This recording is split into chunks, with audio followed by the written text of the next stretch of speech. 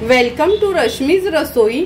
आज मी तुम्हाला वर्सोवा फूड फेस्टिवलला ज्या स्टफ शेवंडींची रेसिपी असते ती रेसिपी मी आज दाखवणार आहे। त्यासाठी हा व्हिडिओ तुम्ही शेवटपर्यंत बघा आणि माझ्या चॅनलला लाईक, शेअर अँड सबस्क्राइब करा।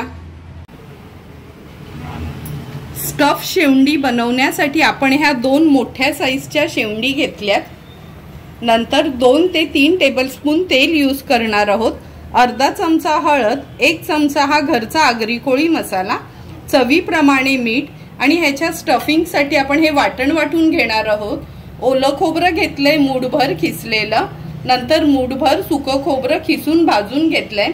2 मोठ्या हिरव्या मिरच्या, 1 छोटा आल्याचा तुकडा, 5 ते 6 लसणाच्या पाकळ्या, 8 ते 10 काळी मिरी, 2 तुकडे दालचिनीचे, 8 ते 10 लवंग, मूठभर कोथिंबीर आणि मूठभर पुदिना आणि हाफ लेमन आपण यूज करणार आहोत। सर्वात आधी मिक्सीच्या भांड्यामध्ये हे सर्व इन्ग्रेडियंट्स मी काढून घेते आणि अगदी थोडंसंच पाणी घालून हे आपल्याला वाटून घ्यायचं आहे।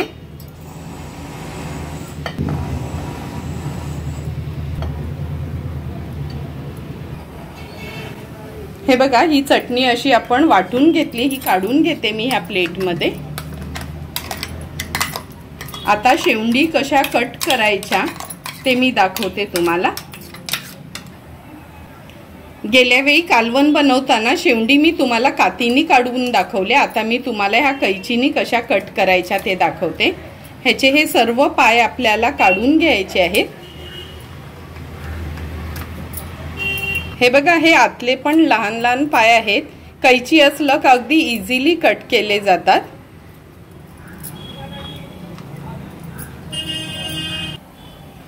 ही शेवंड आपण भरून करणार आहोत म्हणून हे बघा, इकडनं ना कैचीनी व्यवस्थित कट करून घ्यायचं आहे।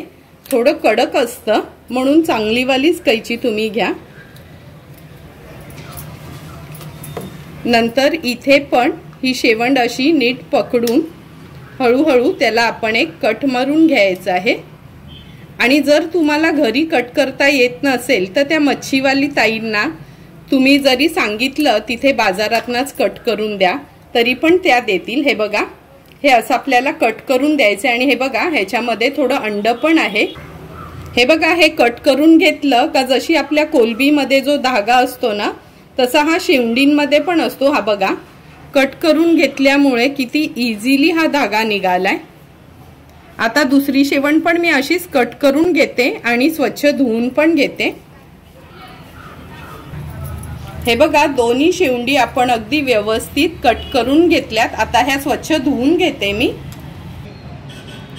शेवंडी भरण्यासाठी सर्व इन्ग्रेडियंट्स आपले रेडी आहेत। आता ह्यात आपण हळद घेऊया अर्धा चमचा आणि अगदी 1 चमचाच हा घरचा आगरी कोळी मसाला घेतलाय।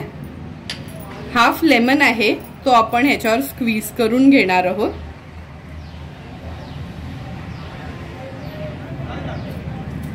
नंतर मीठ ऍड करायचं आहे। आता हे व्यवस्थित आपल्याला मिक्स करून घ्यायचं आहे।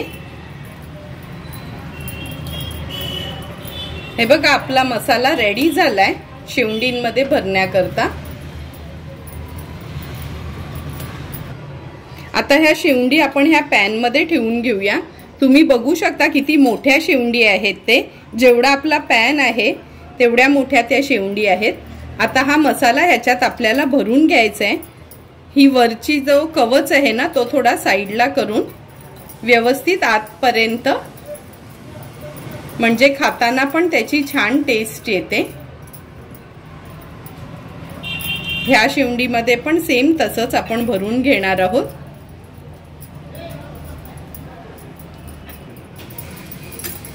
हे बघा, जेवढा मावेल तेवढा आपण हा मसाला ह्याच्यात व्यवस्थित भरून घेतला आतपर्यंत। आता हा जे उरलेलं वाटण आहे ते ह्याला आपण लावून घेणार आहोत आणि जे राहिलंय वाटण ते आपण असंच बाजूला सोडायचं आहे। त्याला पूर्ण कव्हर करून घेऊया, म्हणजे ती शेवण शिजताना सर्व फ्लेवर्स त्याच्या आतमध्ये जातील। आणि हे जे मिक्सीच्या भांड्यामध्ये थोडीशी चटणी होती त्यातच मी अगदी अर्धा वाटी एवढंच पाणी ऍड केलंय। ते पाणी ऍड केल्यानंतर फक्त असं हलवून घ्यायचं आहे आणि आता यात आपण 3 टेबलस्पून वरना तेल ऍड करणार आहोत। हे बघा आपल्या ह्या भरलेल्या शेवंडी गॅसवर ठेवण्यासाठी रेडी झाल्यात। आता गॅस चालू करून आपण हा पॅन ठेवूया ह्याच्यावर। सुरुवातीला गॅसची फ्लेम हायच ठेवणार आहोत। ह्याला चांगली उकळी आली काच आपण स्लो करणार आहोत गॅस। हे बघा ह्या शेवंडी मसाल्याला चांगली उकळी आली। आता गॅसची फ्लेम लो करते आणि एक 12 ते 15 मिनिटांसाठी ह्या शेवंडी आपण फ्राय करून घेणार आहोत। एक 4 ते 5 मिनिटं झालीत। झाकण काढून बघूया। हे बघा तुम्ही बघू शकता किती सुंदर असं तेल सुटले ह्याला। आता ह्याला थोडंसं मी पलटवून घेते म्हणजे अगदी व्यवस्थित सर्व बाजूनी ह्या शेवंडी शिजल्या जातील। आता पुन्हा झाकण देऊन आणखीन 5 ते 6 मिनिटांसाठी या शेवंडी आपण शिजवून घेणार आहोत।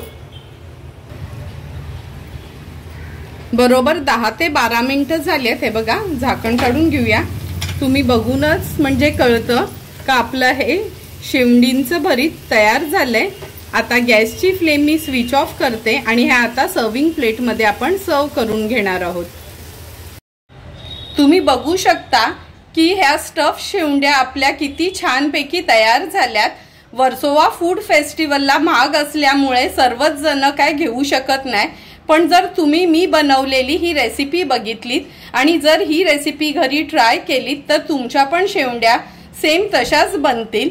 त्यामुळे तुम्ही एकदा तरी ही रेसिपी घरी ट्राय करा आणि मला कमेंट करून सांगा की तुम्ही बनवलेल्या ह्या स्टफ शेवंड्यांची रेसिपी कशी झाली आहे ती। जर तुम्हाला माझा हा स्टफ शेवंडींचा व्हिडिओ आवडला असेल तर नक्की माझ्या चॅनलला तुम्ही लाईक, शेअर अँड सबस्क्राइब करा। Thank you for watching my video.